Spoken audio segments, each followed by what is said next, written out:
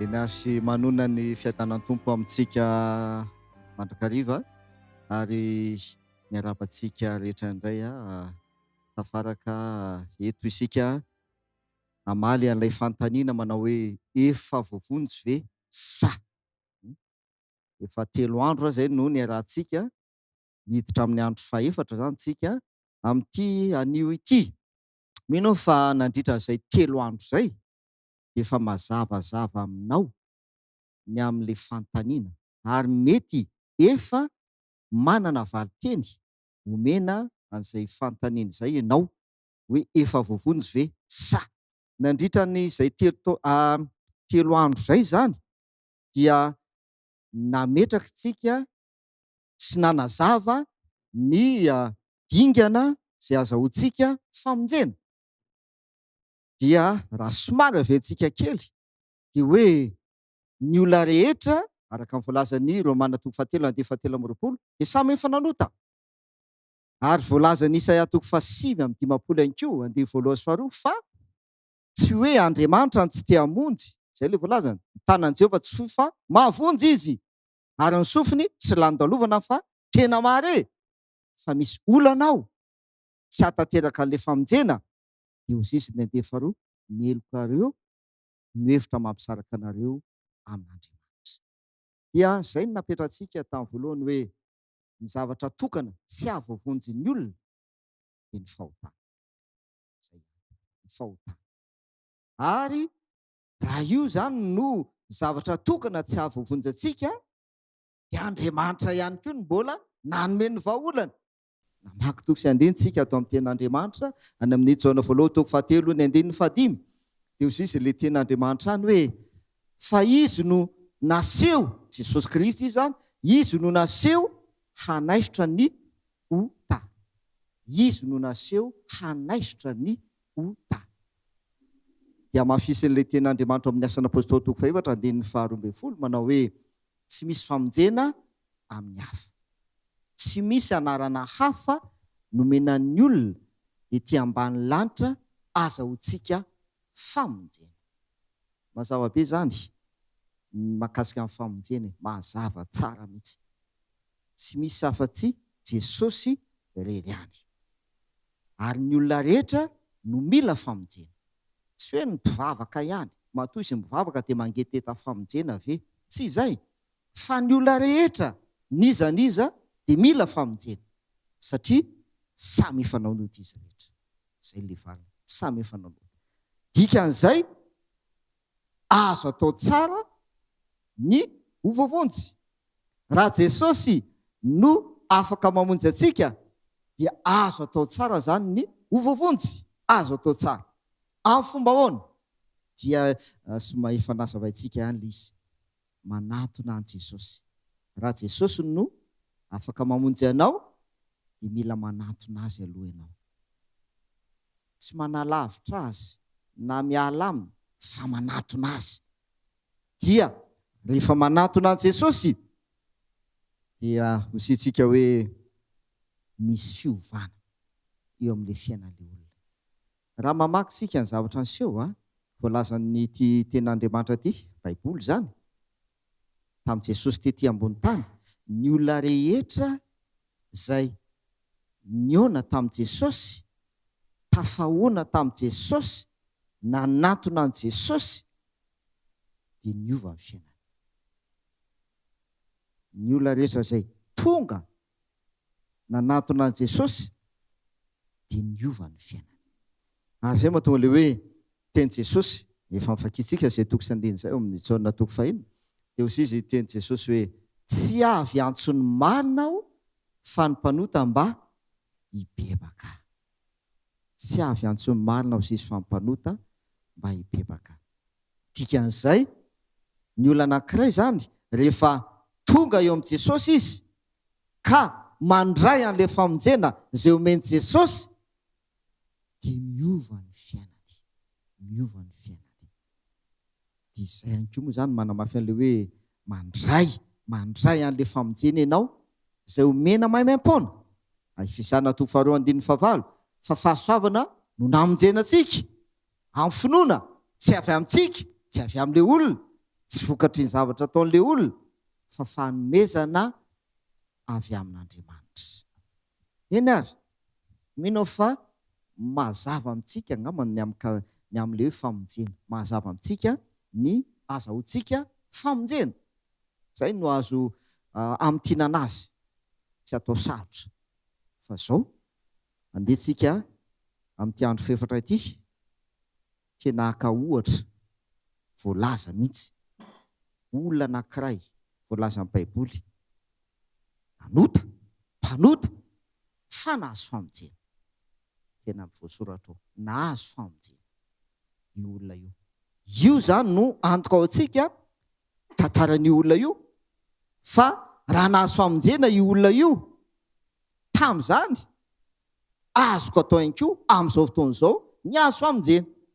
Tahaka ny olona io. Ndao hijery an'ilay tantarantsika. Ao amin'ny Jaona 2:9 no andeha ovakitsika.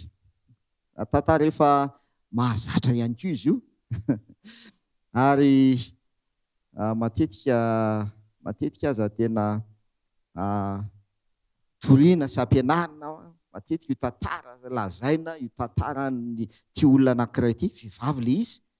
Dia izao le voalaza le ten'Andriamanitra. Ao amin'ny 9 sy ny 4 no vakitsika voalohany. Jaona 2:9, ny 9 sy ny 4.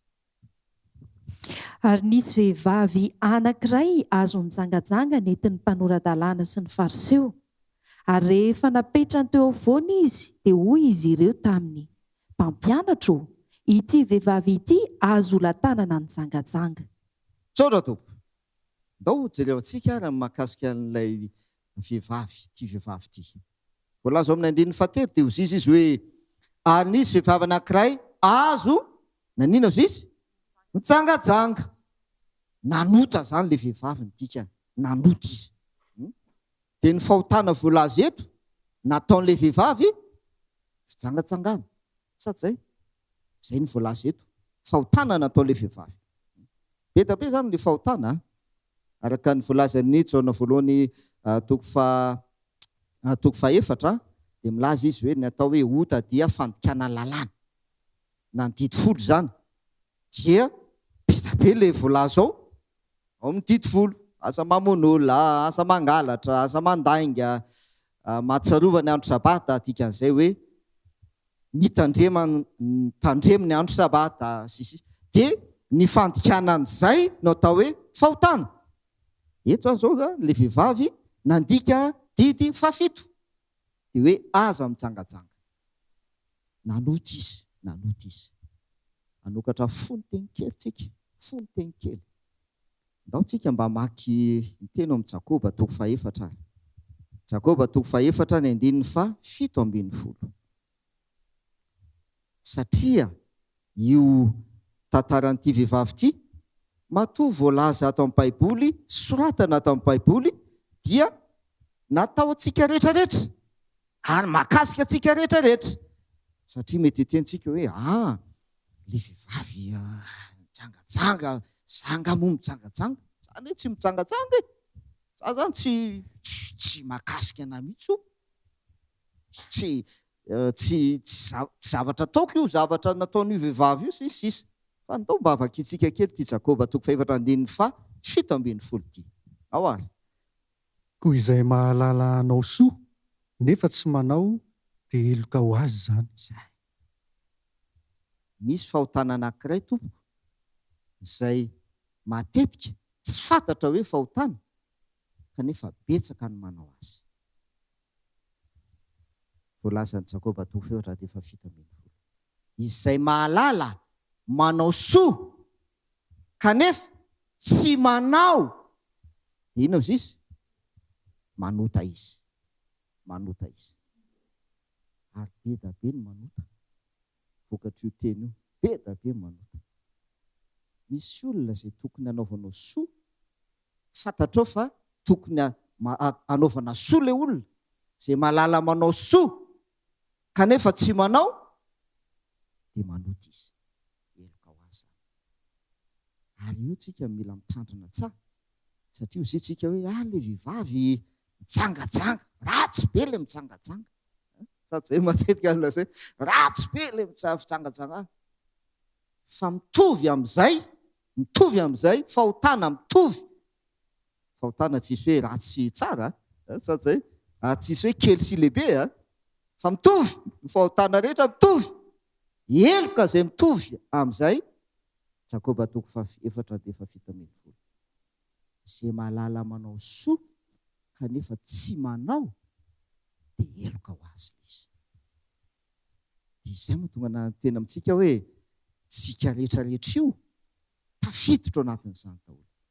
Ary io le fahotana faharoa voalaza ao amin'ny Jakoba io aza ny tena matetika ataontsika, sady zay, io ny tena matetika ataontsika isan'andro. Ianao zany ozy izy tandremo tsara, ianao zany mety mihevitra hoe zany tsy mangalatra e, satria voalazany didy film zany vavalo,